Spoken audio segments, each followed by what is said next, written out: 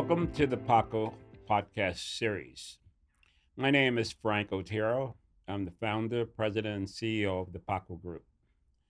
Our podcast series are intended to have a subject matter expert talk about relevant information about regarding our industry with our audience and sharing lessons learned. Today's topic is women in construction, and our invited subject matter expert is Miss Gillian Blake. Good morning, Gillian. Good morning, Frank. Good to see you again. Gillian is the principal at the global architectural engineering firm Arup. She has the distinction of spending her entire 34-year career at Arup.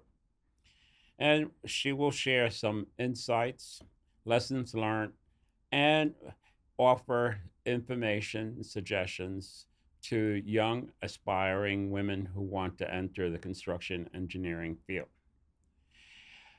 We're going to start with Gillian. You tell us about your career and the journey you've been on at Arup for the last 34 years and lessons learned that you want to share. Sure. Thanks, Frank. I'm Gillian Blake. As Frank said, I'm principal at Arup here in New York. I studied civil engineering at college, and I've over 3 decades of experience in the engineering construction field. All of that at Arup, as you said. I've been lucky enough to work in 7 different countries for Arup. Most of my career has been focused on transportation projects, so mainly rail projects. I've done a couple of airports and a couple of bridges, and I'm currently serving as the transport market leader for the Americas. I can just tell you a little bit about Arup. So we're a global consultancy of technical designers, planners, and advisors in the built environment.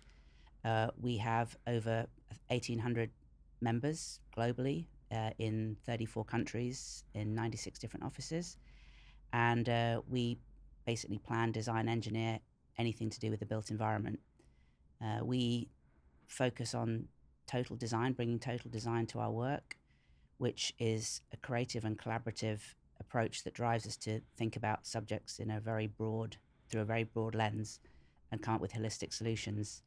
And we try to develop our best possible solutions to support our clients now and in the future. Well, why don't you tell us how your career has evolved over time? What roles have you played and held that have contributed to your ultimate position that you're in right now? Sure, thanks. Yeah. So I began my career as a structural engineer. I majored in civil engineering with a focus in structures. And when I was at college, somebody from Arup came and spoke about their work on the Hong Kong and Shanghai Bank. So I thought, wow, what a great project. I really want to do things like that. So I was really inspired by architecture with exposed structural members. So that's sort of what I thought I wanted to do. So I was lucky enough to join Arup, thinking that I would be doing these amazing projects with Starchitects. And in fact, I've done absolutely nothing like that in my career. I ended up working in more infrastructure-based projects, so bridges, locks, dams, things like that. And then I moved into the sort of transportation field. So I was lucky enough to be asked to go and work on a construction site in Hong Kong. I was based in the UK, and somebody called me up and asked me to go and do this project in Hong Kong. So I thought, wow, okay, that sounds kind of interesting. Let me go and do that. And as an engineer in the UK, to become a chartered engineer, you have to go and spend some time working on a construction site. And I truly believe that makes you a better engineer if you've experienced, construction firsthand. So I was really grateful to get this opportunity to go to Hong Kong, and I ended up on a construction site in Hong Kong building foundations for high-rise public housing towers. So I had to learn a little bit about geotechnics. I became a geotechnical engineer for a while, and again, I think that makes you a more well-rounded engineer, understanding the different disciplines that contribute to the built environment. So I was then, after a year on site, I was offered another position on site in Hong Kong as Arup's site representative for the Hong Kong Station project. And again, it was my opportunity to be involved in a major transportation infrastructure project, my first one actually in rail. So I was the structural site representative for this major project in the center of Hong Kong. And that really got me interested in rail. And I ended up in the rail group doing more and more and more subway type projects. Um, and again, I truly believe that actually being on site and seeing how things get built just makes you a better engineer. And that's a difference I find in the US engineering system that I find a little bit different from the UK system. Well, you've worked around in several different countries. How has that experience shaped your international mobility and your career? So yeah, I've worked for Arup in several different countries, including the UK, where I'm from, Hong Kong, Singapore, the Netherlands, India, Canada, and the United States. And I feel that taking those opportunities has broadened my horizons both professionally and personally. About 50% of those moves around the world, I would say, have been instigated by Arup and somebody calling me up and offering me a great opportunity, or me seeking that great opportunity. And then the other 50%, I think, have been driven by my partner's career and what they do for a living, which is totally different from what I do. But we've been fortunate enough to be able to combine our respective careers, be successful, and travel the world. So I feel very fortunate in that regard. And I think that working overseas just gives you a very broad perspective about different cultures, and it allows you to sort of see the world and makes you generally a more well-rounded and balanced person. Um, I think Arup has assisted in that because we're a very collaborative and borderless firm, and we have lots of global networks that allow you to connect with people in different places.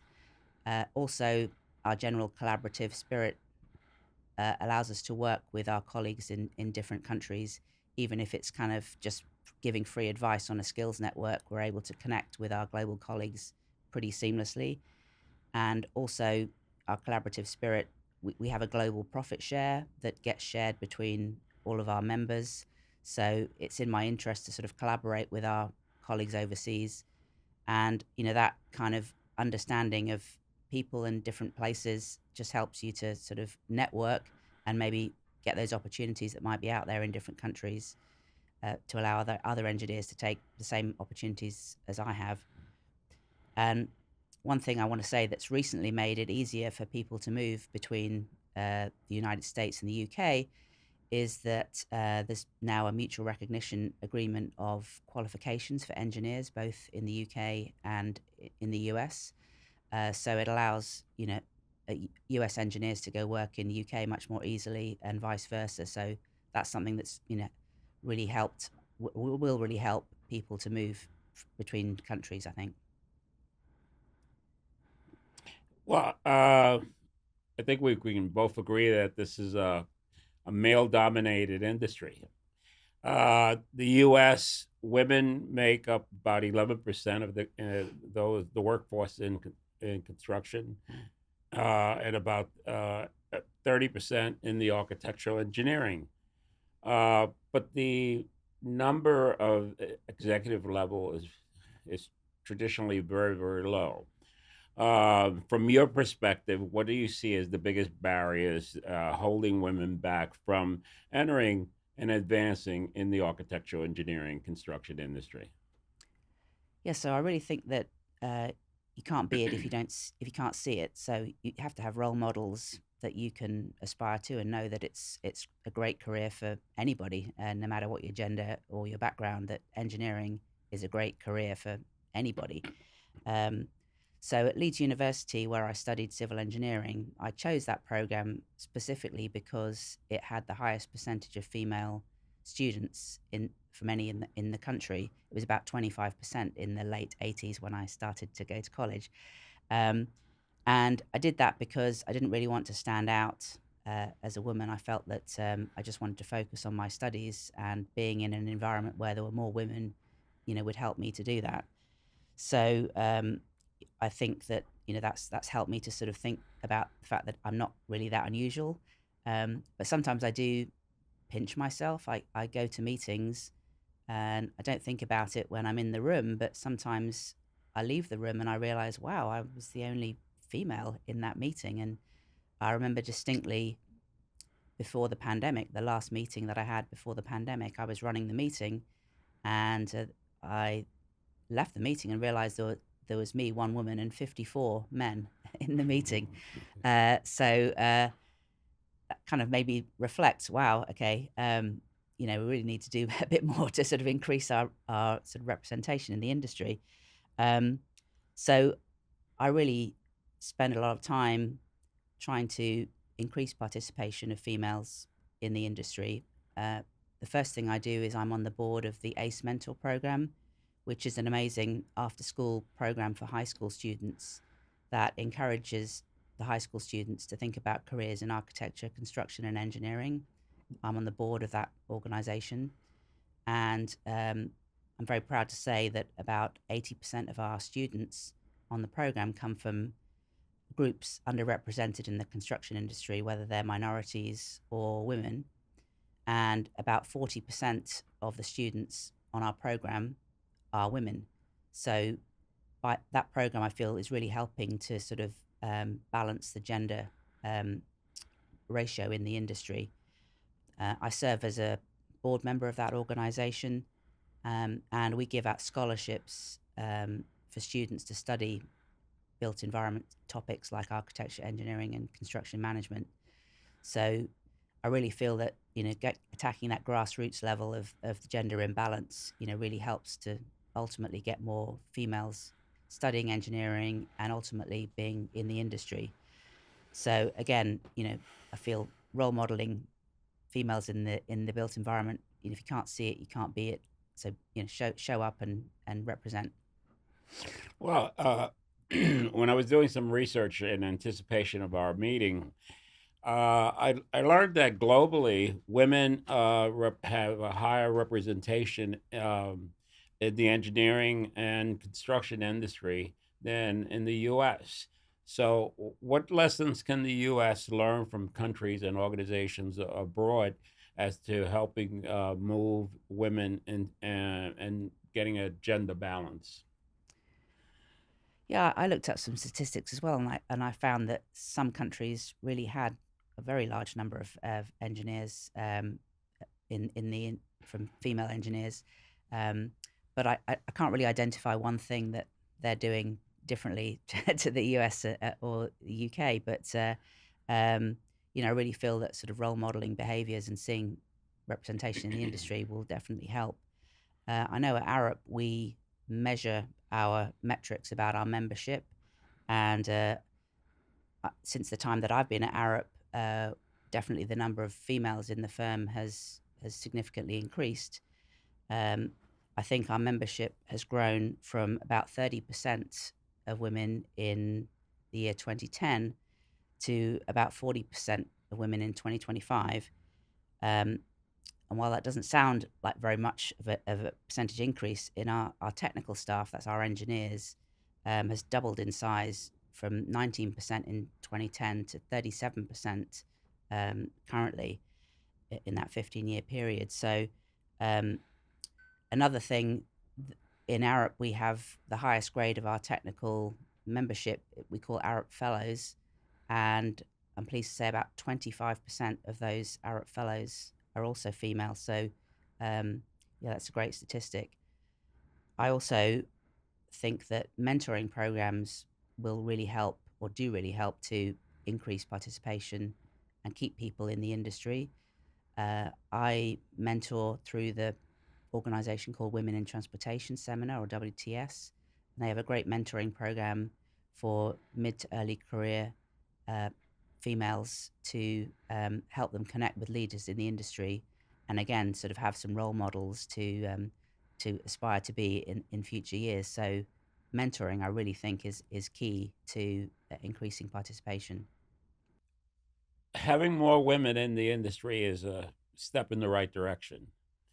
However, where the real change occurs, I believe, is having women in leadership positions. So, what do you think can be done to help move women and advance women into leadership roles? Because right now, the representation at a leadership level is very low.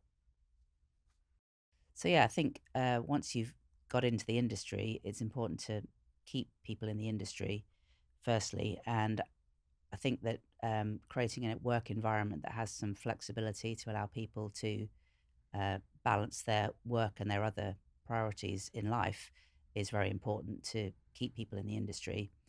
And people often talk about a work life balance as if it's like a seesaw and you've either got work or you've got life. But I think that actually it should be seen as a series of concentric circles. So work is a part of your bigger life. So if you are able to work flexibly and be able to take care of your other priorities, that will help firstly keep people in the industry. Um, and I know Arup supports people with flexible working hours, whether that's working part time or working offset hours or allowing some kind of a job share to happen. That will help keep people in the industry. But your question related to more about leadership positions and how can we make more women in leadership positions. I know in Arup I've been fortunate because we decided several years ago now that all of our leadership positions would be advertised. So there was no kind of tap on the shoulder in a dark, smoky room like there used to be in the old days. Um, so we're very transparent about opportunities and we advertise all of our roles. And in doing so, I really think that's opened the pathway to women to apply for roles that they might not have otherwise have known about. So, the shape of our leadership in Arup has certainly shifted. As of this year, uh, females make up 29% of the leadership in Arup, which is quite a good number. And certainly in the states here, a much larger portion of that uh, leadership is female. So we really have a very balanced leadership. Maybe I'm lucky to work in an organization that has that, and I can't tell you how other organizations are structured or how many females they have in their leadership. But certainly from where I sit, I know we've done quite a lot to increase the percentage of females in leadership. Well, why don't you tell us what specific steps you've took to get your career going to where you are today at Arup? So one thing that's really kept me at Arup for such a long time is the fact that we have a really strong culture that is underpinned by something that we call the key speech that our founder, Ove Arup, wrote in 1970. And what's made it easier for me to move around the world is that truly, I believe I've seen that the Arup culture is very strong in every one of our members, wherever you happen to be. And we're underpinned by some strong values that relate to our aims of work, which includes quality of work and total architecture, which means that we consider all of our problems very holistically. Um, and the interest in those values and the belief in those values has been what's kept me at Arup for so many years. I feel that I've not just had one job at Arup. I've moved through the ranks of being a technical engineer into being a multidisciplinary design manager, project manager, and project director. I've also had corporate roles in leadership, whether that's been a practice leader, being a business leader, being a skills leader. There are many different roles that I've had in those 34 years. So, but ultimately, I stay there because of the quality of our work, the quality of our people, and the values that we hold really strongly. But were these opportunities given to you, or did you have to fight for them? So my first opportunity to go overseas was something that just seemed to come about randomly to me, but I had actually expressed my desire to have a site job in a hot, warm country to somebody that I met, who happened to be the chairman of our company, Duncan Michael. I was at an event with him and I said, wow, wouldn't it be great to do my site experience in a hot, sunny place? Um, and I don't know whether it was by design, but almost 2 weeks to the day, I got a call from somebody offering me a job in Hong Kong. So I think that kind of saying what you want to do and kind of manifesting what you want Hmm. to do in your career helps you to maybe get some opportunities. But also, I think you need to um, take opportunities when they might be offered to you, even though you think that they might be a little bit out of your comfort zone, like pushing yourself a little bit out of your comfort zone. So, taking a different type of role, you might be uncomfortable with doing that at first, but, think about it. Think about how you can apply yourself to that role. You get some advice from other people about how you could succeed in that role and take some opportunities that might push you a little bit out of your comfort zone. So, for example, I was asked to come to Hong Kong. Sorry, I was living in Hong Kong, and I was asked to come to New York. We just won Second Avenue subway, um, and my colleagues that I knew in Hong Kong had offered me this role in New York, and I really didn't want to take it at the time because I all I knew about New York was what I saw on TV, cop shows and Sex and the City was on TV, and I was a single person at that time, and I thought, wow, I can't move to New York. Um, but then I thought about the career opportunity that was being offered to me on this project, the Second Avenue subway, which that's where I first met you, Frank. I think first met PACO, and so eventually I decided, yes, I'll move to New York. I'll do this project, and obviously no regrets.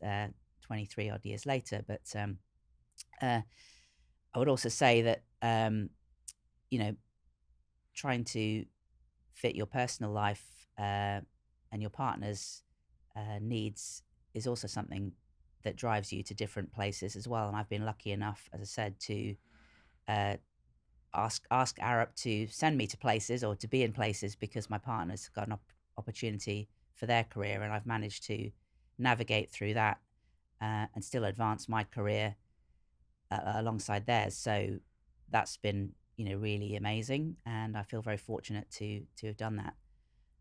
I've also been offered leadership roles that, again, have pushed me a little bit out of my comfort zone. I've taken a little bit of time to decide whether I should take them, but looking back, I have no regrets. I'm very fortunate to have got to where I have gotten to, um, both personally and professionally.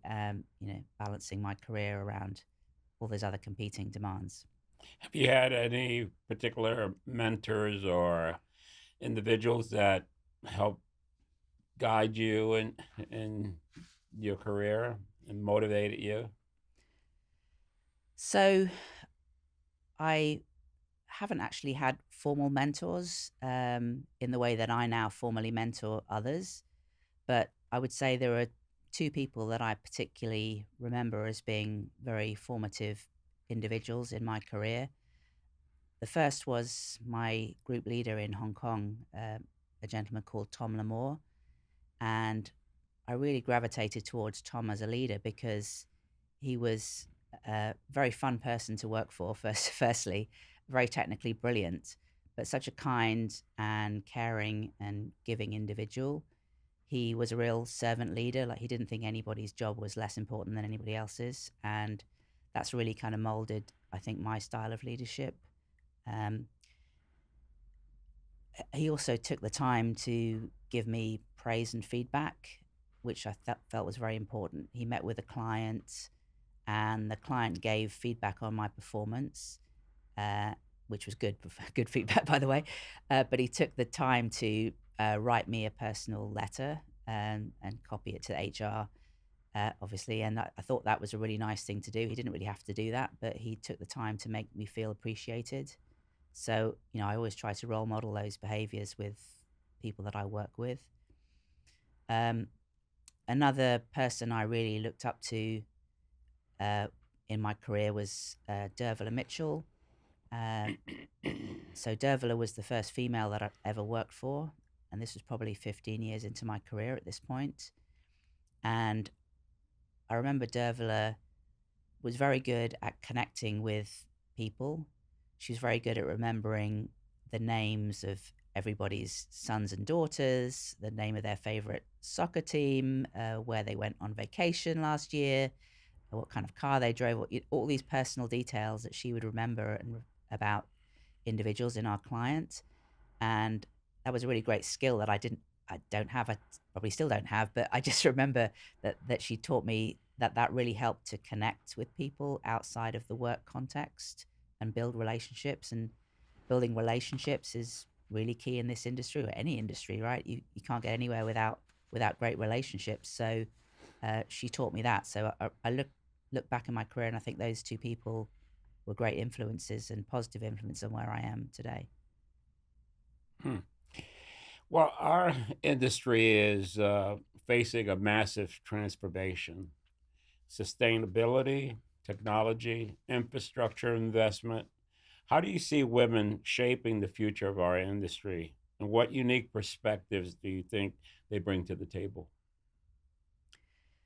So yeah, I think it's important to have diversity of people, not just gender. Just a diverse group of people leads teams to make better decisions. Harvard Business School, I think, has a study that says that having diverse perspectives around the table makes teams perform better. Um, and I, I mentioned the key speech from Arup in 1970, and there's a very good quote that he made in the key speech talking about quality, which is really important to me and our organization. And what he said was, there are many kinds of quality and there are many kinds of job to do. So we must have many kinds of people, each of which can do their own job well, and they must be able to work together. So for me, that says that you need many different people to make teams successful, not just females, but diverse perspectives from any angle. So, I really think that increasing diversity overall in the industry will make us better. Well, if you were speaking directly to young women considering a career in construction engineering or architecture, what advice would you offer them? So, what resonates with me about construction and being an engineer is that you get to see really tangible outcomes. And that's what I love about being an engineer. So, the thrill of actually getting to a completed project and being able to show your family or your friends what you did, or riding that first train. I just love the tangible outcomes of engineering.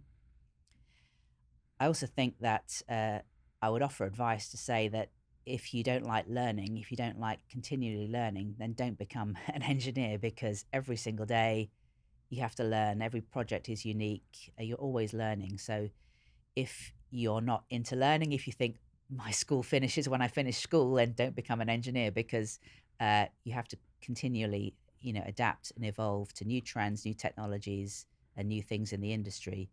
When I started out, there were no mobile phones, there were no personal computers, so many things, no AI.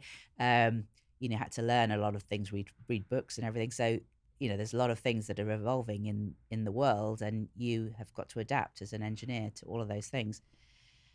And I also think that I would encourage people to embrace collaboration and teamwork, because in the engineering and construction field, you don't just work alone, you work with people, you work with teams. So you need to build relationships with people on a personal level to be able to work together with them. You need to understand their personalities, their likes and dislikes a little bit, how they work together. You need to understand a little bit about um, all the other disciplines that that are represented in the built environment. And you need to know how to work with all those other professionals, whether they be engineers, contractors, construction managers. We all need to work together to build a better world. Well, you've worked on many projects all around the world. Any one in particular stands out in your mind that you're most proud of? So I would say the project that I'm most proud of is probably Second Avenue Subway, where I think first came across PACO and you. And it was a really challenging project. It was the first time a new subway line had been built in New York in over 60 years. It was kind of this mythical project that had never really happened, that was kind of the stuff of legend and lore, but never really happened. And what excited me about coming here to do Second Avenue Subway is that we were going to make this happen. We were going to build this project that everybody had talked about for so many years. Um, and, because a modern subway hadn't been built in New York, we had to come up with the ways that it was going to be built and how we were going to design it. We had to write new guidelines for a modern subway system, how we were going to design and build a modern subway system. And we did a lot of research, and we took a lot of precedents from all around the world, other subway systems, and we kind of brought the best of the world to New York through that project, I feel. And I'm very proud of that project. I was very pleased to see it completed, show my family, and I was really pleased to go there recently on a very hot day and realize that the air tempering that we designed made the stations cool, much cooler than all the other subway stations. So, I really feel we've brought new and innovative ideas to the New York subway, and I'm very proud of that. Well, yeah, I have my own story about that project as well because I was where the alignment is where I was born and raised. So yeah, I have a personal attachment to that project as well, and it is where we met and worked together on that project. Um, what you've talked about your involvement with WTS. I'm very passionate myself about supporting organizations that promote minority businesses. So I'm sure you must have a personal passion also assigned to volunteering work that you do with WTS. Why don't you tell us about that? Yeah, so WTS, Women in Transportation Seminar, is a great organization that promotes women in transportation field. For the last several years, I've been acting as a mentor on that program. So there's a mentoring program that lasts sort of about 9 months, and we pair up a mid to early career professional with a mentor who is experienced in the transportation field, and we meet every week and we go through various exercises. Some of the things are around confidence, or we talk about leadership, or we talk about various ways that you can improve your professional and personal life, and offer career advice. And it's a really great program for emerging leaders. And to be honest, the mentors and the proteges equally benefit because it's great to hear different viewpoints from people in different parts of their career. And so I would encourage anybody who's interested in a career in transportation to look into that program and think about the mentoring program and whether you would benefit from it. Well, Gillian, I want to thank you for joining us today and sharing your personal experience. I, was reflecting on our podcast, and one of the things that dawned on me finally was that all our podcasts up to today had only men on it. So I said I have to correct this. So I'm very thankful that you accepted my invitation to be on this podcast. One that I think is very, very important and very timely.